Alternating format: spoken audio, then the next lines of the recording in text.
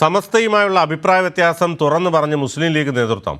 സുപ്രഭാതം Gulf edition ഉദ്ഘാടനം ബഹിഷ്കരിച്ചതിൽ party കമ്മിറ്റിയാണ് പ്രധാനമെന്ന് സാദിഖ് അലി തങ്ങൾ വ്യക്തമാക്കി. തെരഞ്ഞെടുപ്പ് കാലത്ത് സുപ്രഭാതം മുസ്ലിം ലീഗിനെ വേദനിപ്പിച്ചെന്ന് PK കുഞ്ഞാലിക്കുട്ടി പറഞ്ഞു.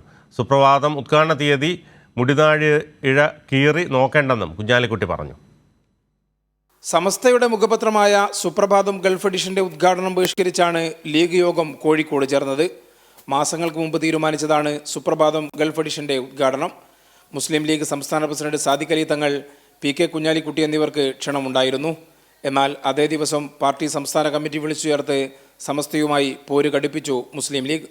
സുപ്രഭാതം ഉദ്ഘാടനം ബഹിഷ്കരിച്ചതിനെക്കുറിച്ചുള്ള ചോദ്യത്തിന് സാദിഖ് അലി തങ്ങളുടെ പ്രതികരണം ഇങ്ങനെ: ഇപ്പോൾ ഞങ്ങളുടെ വർക്കിംഗ് കമ്മിറ്റി ചേരുകയാണല്ലോ. തെരഞ്ഞെടുപ്പ് കാലത്ത് സുപ്രഭാതം മുസ്ലിം ലീഗിനെ വേദനിപ്പിച്ചെന്ന് PK കുഞ്ഞാലിക്കുട്ടി സമ്മതിച്ചു. അതവരെ അറിയിച്ചിട്ടുണ്ട്. സുപ്രഭാതം ഉദ്ഘാടന തീയതി മുടിനാരിഴകേറി നോക്കേണ്ടെന്നും കുഞ്ഞാലിക്കുട്ടി വ്യക്തമാക്കി. തെരഞ്ഞെടുപ്പ് കാലത്ത് ചെറിയ വിഷയങ്ങളൊക്കെ ഉണ്ടായി. അത് സംബന്ധിച്ച് ഞങ്ങൾക്ക് ചില വിഷമങ്ങളുണ്ട്. അത് അവരെ അറിയിച്ചിട്ടുണ്ട്.